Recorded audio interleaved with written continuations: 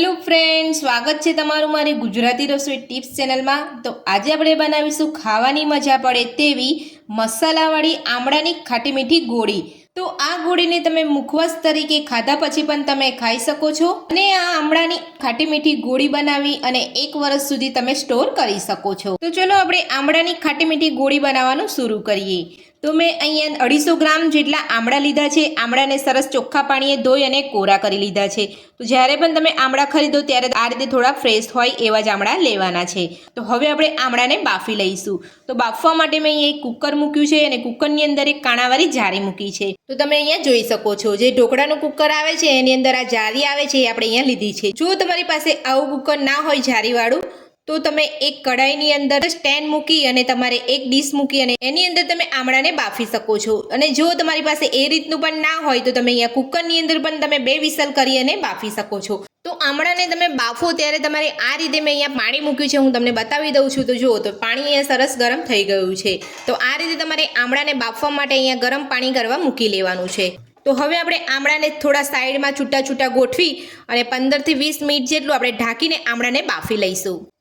તો આમળાની કળી એકદમ અહીંયા છૂટી પડે ત્યાં સુધી આપણે એને બાફવાનું છે। જો તમે એકવાર ચેક કરીને જુઓ ને અહીંયા આમળાની જે કળી છે એ છૂટી ના પડી હોય તો તમારે ફરી ઢાંકીને થોડું થવા દેવાનું છે।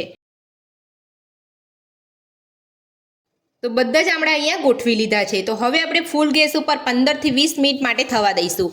તમારે વચ્ચે ચેક કરી લેવાનું છે। જો તમારા આમળાની કળી અહીંયા છૂટી પડી ગઈ હોય તો તમારે ગેસ બંધ કરી અને આમળાને કાઢી લેવાના છે। તો 15 થી 20 મિનિટ જેટલો સમય થઈ ગયો છે। તો હવે આપણે ચેક કરી લઈશું।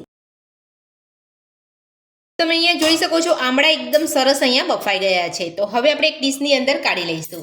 તો આ રીતે તમારે આમળાને બફાવા દેવાના છે।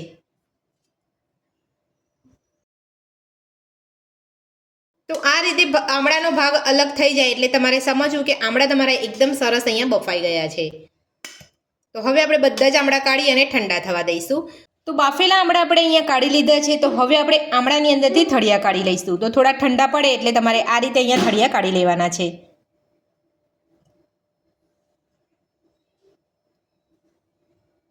તો આ રીતે બધા જ આમળામાંથી આપણે થળિયા કાઢી લઈશું। તો આપણે બધા જ આમળાની અંદરથી થળિયા કાઢી લીધા છે અને આપણા આમળા અહીંયા એકદમ સરસ ઠંડા થઈ ગયા છે। તો ઠંડા કરીને પછી જ આપણે આમળાને પીસવાના છે। તો હવે આપણે એક મિક્સર જારની અંદર લઈ અને બધા જ આમળાને સરસ અહીંયા સ્મૂથ પેસ્ટ બનાવી લઈશું।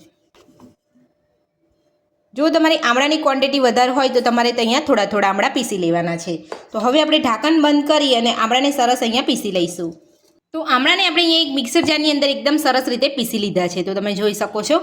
તો આ રીતે તમારે અહીંયા એકદમ સ્મૂથ પેસ્ટ બનાવી લેવાની છે। આમળાને અહીંયા પીસતી વખતે તમારે અહીંયા પાણીનો ઉપયોગ નથી કરવાનો। જો તમે અહીંયા પીસતી વખતે પાણીનો ઉપયોગ કરશો તો તમારે અહીંયા કૂક કરવામાં તમારે થોડો સમય વધારે લાગશે। એટલે તમારે આ રીતે પાણી વગર તમારે અહીંયા આમળાને પીસવાના છે। તો હવે આપણે આમળાની પેસ્ટને એક કઢાઈની અંદર લઈ અને આપણે અહીંયા કૂક કરી લઈશું। તો ગેસ ઉપર આપણે અહીંયા એક કઢાઈ મૂકી છે। કઢાઈની અંદર બધી જ આપણે આમળાની પેસ્ટ ઉમેરી દઈશું। કોઈ પણ તેલ કે ઘીનો ઉપયોગ કર્યા વગર જ આપણે અહીંયા આ રીતે આપણે અહીંયા આમળાની ગોટી બનાવી રહ્યા છે। તો બધી જ આમળાની પેસ્ટ આપણે અહીંયા એક કઢાઈની અંદર લઈ લીધી છે। તો હવે આપણે કઢાઈની અંદર આ રીતે મિક્સ કરતા જઈએ અને આપણી પેસ્ટ અહીંયા થોડી ડ્રાય થાય ત્યાં સુધી આપણે અહીંયા પેસ્ટને સાતડીશું। તો મીડિયમ ગેસ ઉપર જ આપણે પેસ્ટને અહીંયા સાતડવાની છે। તો આ રીતે તમારે આમળાની પેસ્ટને સાતડતી વખતે પાણી કે ઘી કે તેલનો કશાનો ઉપયોગ નથી કરવાનો। આમ જ તમારે પેસ્ટ લઈ અને તમારે સાતડી લેવાની છે। તો આમળાની અંદર પાણીનો જે ભાગ હશે એ બધો જ અહીંયા બળી જશે। એટલે થોડી આપણે અહીંયા આમળાની પેસ્ટને સાતડી લેવાની છે। જો તમે અહીંયા ફૂલ ગેસ ઉપર સાતડવા માંગતા હોય તો તમારે અહીંયા થોડું હલાવતા જ રહેવાનું છે। તો ફૂલ ગેસ ઉપર પણ તમે એકદમ આસાનીથી તમે અહીંયા સરસ રીતે આમળાની પેસ્ટને તમે અહીંયા થોડી ડ્રાય કરી શકશો। તો આ રીતે હલાવતા જઈ અને આપણે અહીંયા આમળાને સાતડી લઈશું। તો તમે જોઈ શકો છો અહીંયા 2 થી 3 મિનિટ આપણે અહીંયા પેસ્ટને સાતડી લીધી છે અને પેસ્ટ આપણી અહીંયા સરસ ડ્રાય થઈ ગઈ છે। તો હવે આપણે તેની અંદર ગોળ ઉમેરીશું। તો ગોળનું પ્રમાણ તમે અહીંયા જેટલા આમળા લેતા હોય એટલું જ તમારે લેવાનું છે। તો મેં અહીંયા 250 ગ્રામ અહીંયા આમળા લીધા હતા તો 250 ગ્રામ અહીંયા ગોળ લઉં છું। તો હવે આપણે બધું સરસ મિક્સ કરી લઈશું અને ગોળ આપણો અહીંયા ઉમેર્યા પછી થોડું ડ્રાય થાય ત્યાં સુધી જ આપણે અહીંયા સાતડવાનું છે। તો ગોળ ઉમેર્યા પછી તમારે અહીંયા મીડિયમ ગેસ ઉપર જ તમારે બધું સરસ સાતડવાનું છે। તો તમે જોઈ શકો છો ગોળ મેં અહીંયા સમારીને લીધો હતો એટલે અહીંયા ગોળ ઓગળતા વાર નથી લાગી। તમારે પણ આ રીતે તમારે અહીંયા ઝીણો સમારીને જ ગોળ લેવાનો છે। તો ગોળ ઉમેર્યા પછી અહીંયા થોડું ડ્રાય થાય ત્યાં સુધી આપણે સાતડીશું. તો અહીંયા થોડું સાતડીશું. ત્યારબાદ આપણે ગોળીને એકદમ ટેસ્ટી બનાવવા માટે આપણે અહીંયા મસાલા ઉમેરીશું. તો મસાલા પણ આપણે એકદમ હેલ્ધી ઉમેરવાના છે. આપણે કોઈ જાતના અહીંયા વધારાના મસાલા નથી ઉમેરવાના. તો તમે જોઈ શકો છો ગોળ ઉમેર્યા પછી પણ આપણું અહીંયા મિશ્રણ થોડું ડ્રાય થઈ ગયું છે. તો આ રીતનું થોડું ડ્રાય થાય એટલે તમારે અહીંયા મસાલા ઉમેરી દેવાના છે. વધારે પડતું ડ્રાય થાય ત્યારે તમારે મસાલા નથી ઉમેરવાના.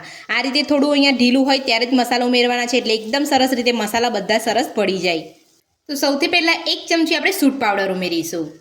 તો ઘરનો બનાવેલો તમારો સૂટ પાવડર હશે તો પણ તમારે અહીંયા ચાલશે. અને 3 ચપટી જેટલી આપણે અહીંયા હિંગ ઉમેરીશું. સાથે જ અડધી ચમચી જેટલો આપણે અહીંયા શેકેલા જીરાનો પાવડર ઉમેરીશું. નાની અડધી ચમચી આપણે સંચર પાવડર ઉમેરીશું. 3 થી 4 ચપટી જેટલો આપણે કારા મરીનો પાવડર ઉમેરીશું. અડધી ચમચી આપણે અજમાનો પાવડર ઉમેરીશું. તો અજમાનો પાવડર જ મેં અહીંયા ઘરે બનાવી લીધેલો હતો.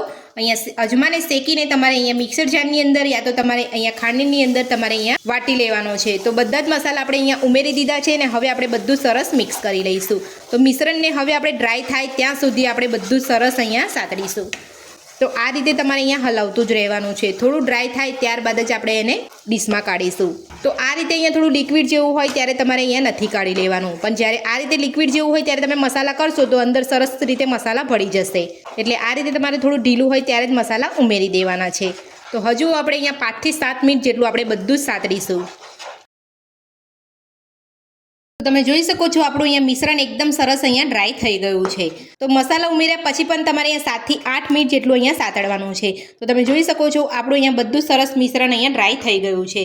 તો આ રીતનું તમારે અહીંયા ડ્રાય કરવાનું છે. તો હવે આપણે ગેસ બંધ કરી અને એક ડીશની અંદર કાઢી લઈશું અને આપણે અહીંયા થોડું ઠંડુ થવા દઈશું.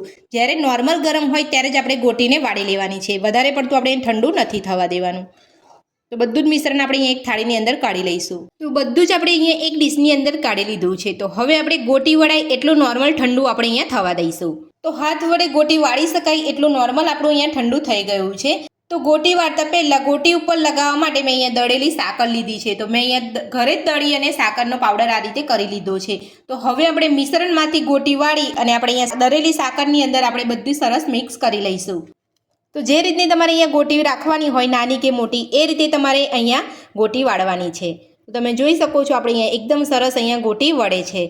તો આ રીતની તમારે અહીંયા ગોટી વાળી લેવાની છે. જો તમારી ગોટી અહીંયા વળતી ના હોય ને હાથ પર થોડું મિશ્રણ ચોંટતું હોય તો તમારે આંગળીથી તમારે સહેજ જ તેલ લેવાનું છે અને હાથે લગાવી દેવાનું છે અને આ રીતે તમારે અહીંયા ગોટી વાળી લેવાની છે. એટલે એકદમ આસાનીથી તમારી ગોટી અહીંયા વળી જશે. તો વધારે પડતું તમારે તેલનો ઉપયોગ અહીંયા નથી કરવાનો. અહીંયા તમારી ગોળી જો તમારે આસાનીથી વળી જતી હોય તો તમારે તેલ લગાવવાની જરૂર નથી. તો આ જ રીતે આપણે બધી જ ગોટી વાળી લઈશું. તો આપણે અહીંયા એક ગોટી વાળી છે એની ઉપર આપણે દળેલી સાકર લગાવી લઈશું. તો આ રીતે આપણે અહીંયા સાકર લગાવી લેવાની છે. દળેલી સાકરની જગ્યા પર તમે અહીંયા દળેલી ખાંડ પણ લઈ શકો છો. તો દળેલી સાકર અહીંયા શરીર માટે સારી હોય છે અને ખાંડ અહીંયા તમારે શરીરને નુકસાન કરતી હોય છે. એટલે મેં અહીંયા ખાંડની જગ્યા ઉપર દળેલી સાકર લીધી છે. તો આ જ રીતે બધી જ ગોટી વાળી અને દળેલી સાકર લગાવી લઈશું.